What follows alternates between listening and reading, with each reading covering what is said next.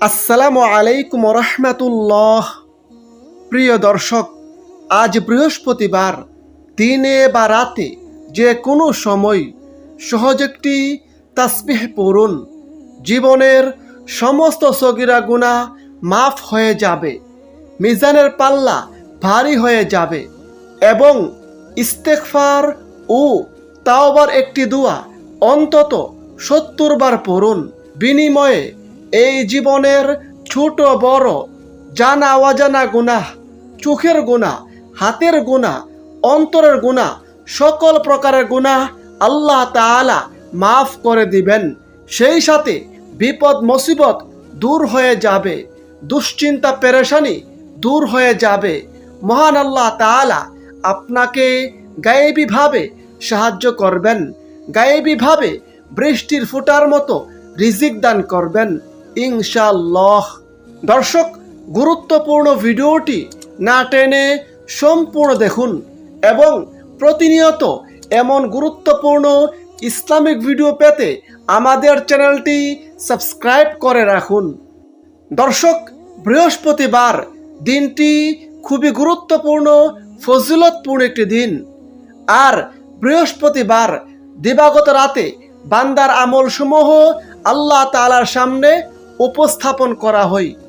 এ প্রসঙ্গে হাদিসে রয়েছে, হযরত আবু হুরায়রা রাদিয়াল্লাহু আনহু হতে বর্ণিত আছে, আল্লাহর রাসূল সাল্লাল্লাহু আলাইহি সাল্লাম বলেছেন, প্রতি সপ্তাহে সোমবার ও বৃহস্পতিবার আল্লাহ তাআলার কাছে বান্দার আমলনামা পেশ করা হয়। তখন আল্লাহ তাআলা মুমিন বান্দাদের ক্ষমা করে দেন, কিন্তু যে দুই ব্যক্তির পারস্পরিক হিংসা বিদ্বেষ রয়েছে তাদেরকে ক্ষমা করা হয় না। হাদিসটি মুসলিম শরীফে বর্ণিত হয়েছে, হাদিস নম্বর 2565, তিরমিজি শরীফ হাদিস নম্বর 747। তাছাড়া বৃহস্পতিবার জান্নাতের দরজাসমূহ খোলা থাকে।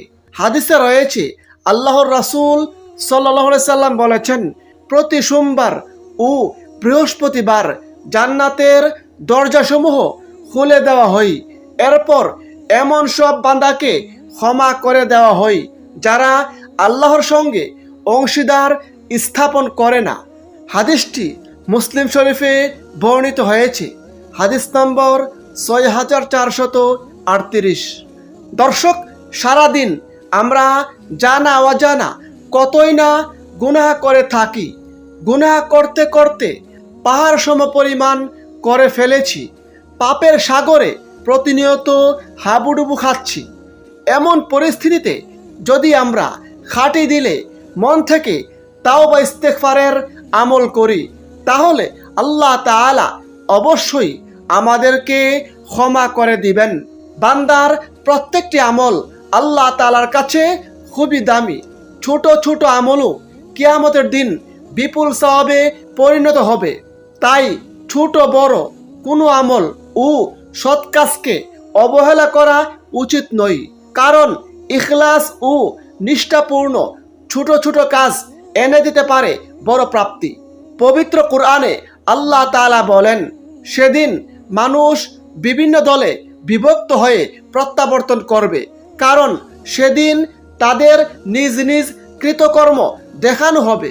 সুতরাং কেউ অনুপরিমাণ সৎকর্ম করে থাকলে সে তা দেখতে পাবে এবং কেউ অনুপরিমাণ অসৎকর্ম করে থাকলে তাও দেখতে পাবে। সূরা জিলজালা আয়াত 6-8।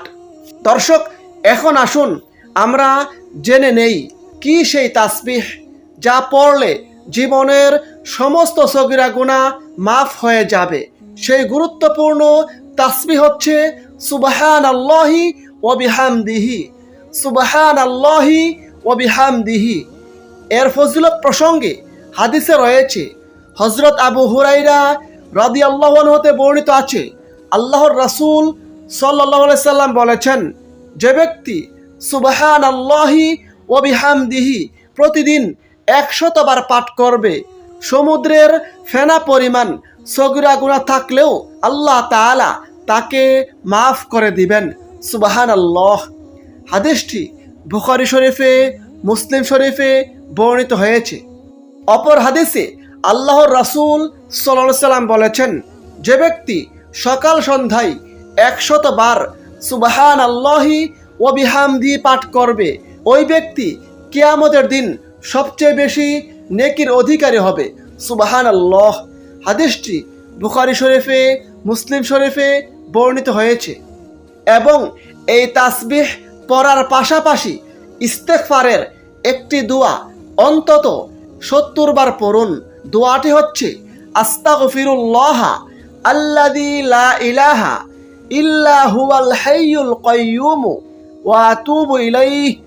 অর্থ, আমি আল্লাহর কাছে ক্ষমা চাই, তিনি ছাড়া প্রকৃতপক্ষে কোনো মাবুদ নেই, তিনি চিরঞ্জীব, চিরস্থায়ী, এবং তার কাছে তাওবা করি। এই দুয়ার ফজিলত প্রসঙ্গে হাদিসে রয়েছে, আল্লাহর রাসূল সাল্লাল্লাহু আলাইহি সাল্লাম বলেছেন, যে ব্যক্তি এই দুয়ার মাধ্যমে আল্লাহ তাআলার কাছে ইস্তেগফার করবে, ক্ষমা প্রার্থনা করবে, আল্লাহ তাআলা তাকে ক্ষমা করে দিবেন, যদিও সে ব্যক্তি যুদ্ধক্ষেত্র থেকে পলায়নকারীও হয়। সুবহানাল্লাহ।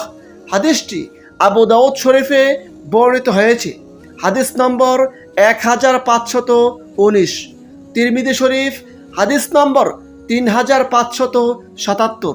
দর্শক, ইস্তেগফার খুবই গুরুত্বপূর্ণ, ফজিলতপূর্ণ একটি আমল। বেশি বেশি পরিমাণে ইস্তেগফারের মাধ্যমে আল্লাহ তাআলার সন্তুষ্টি লাভ হয়, জীবনের সমস্ত গুনাহ খাতা মাফ হয়ে যায়, দুশ্চিন্তা পেরেশানি দূর হয়ে যায়, বিপদ মুসিবত থেকে মুক্তি পাওয়া যায়, গায়েবীভাবে সাহায্য পাওয়া যায়।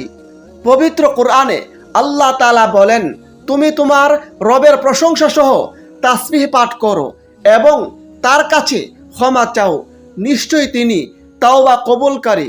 সূরা নাসর আয়াত 3।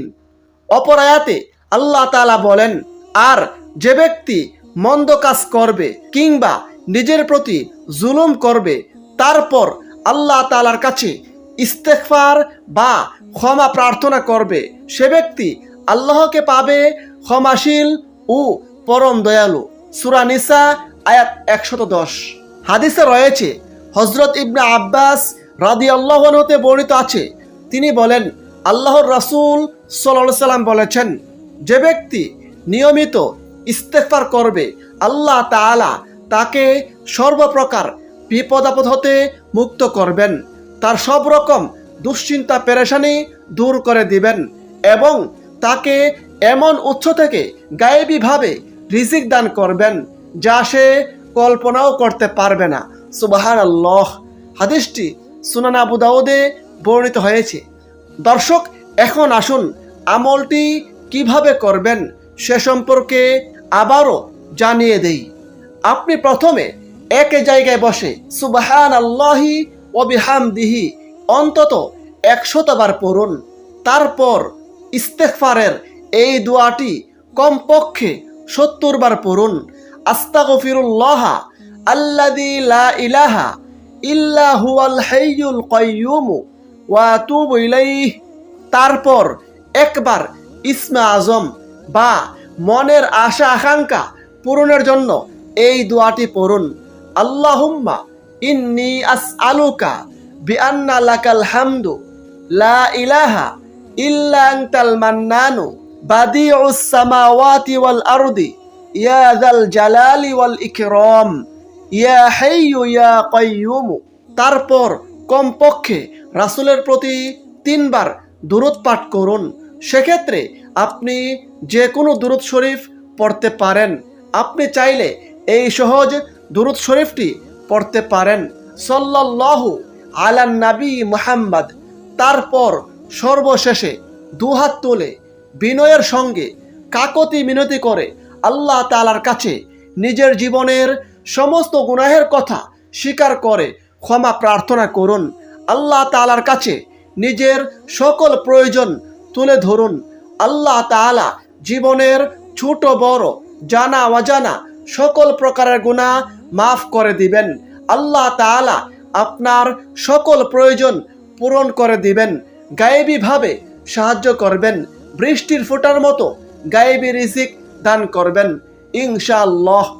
মহান আল্লাহ তাআলা আমাদের সকলকে এই আমলগুলো করার তৌফিক দান করুন। আমিন। আসসালামু আলাইকুম ওয়া রাহমাতুল্লাহ।